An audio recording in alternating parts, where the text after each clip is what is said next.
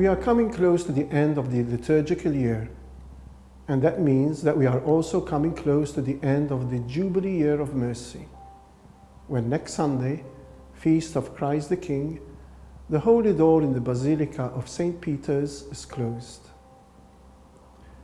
This Sunday's Gospel also speaks to us about endings, and it may not be so encouraging to hear it at first.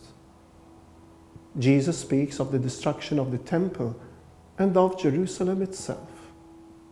But he goes even further and talks of persecutions and tribulations to come.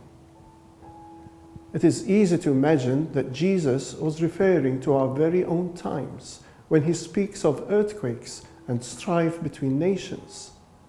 For indeed, violence has featured a lot in international news in recent years, with so many people suffering the ravages of war. Bible scholars tell us that Luke was writing his gospel in a time of persecution, when Christians were indeed being dragged to the synagogue and prisons and brought before kings and governors, even at the hands of relatives and friends.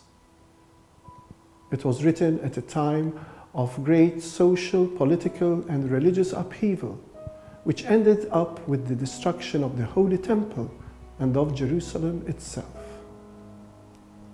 Jesus' words were addressed to the people of his own time, who had become complacent, who thought that things will never ever change, and rested on the false security of their own comfort.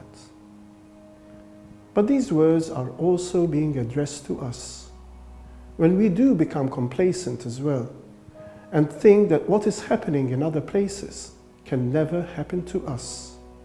And we try desperately to protect ourselves from any obligation to help. Pope Francis is a man of many gestures, showing his support for those on the periphery. But he is also very vocal, and he has spoken out clearly for the need to change our approach.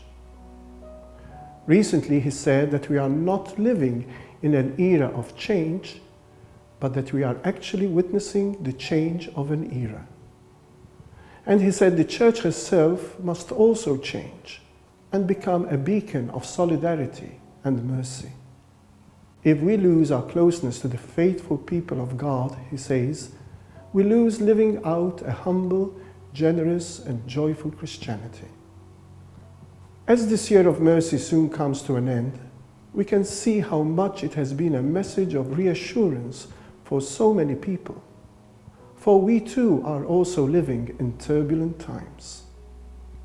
Throughout this year, Pope Francis has spoken about one central theme, God's mercy, and he has helped us gaze on the merciful face of God.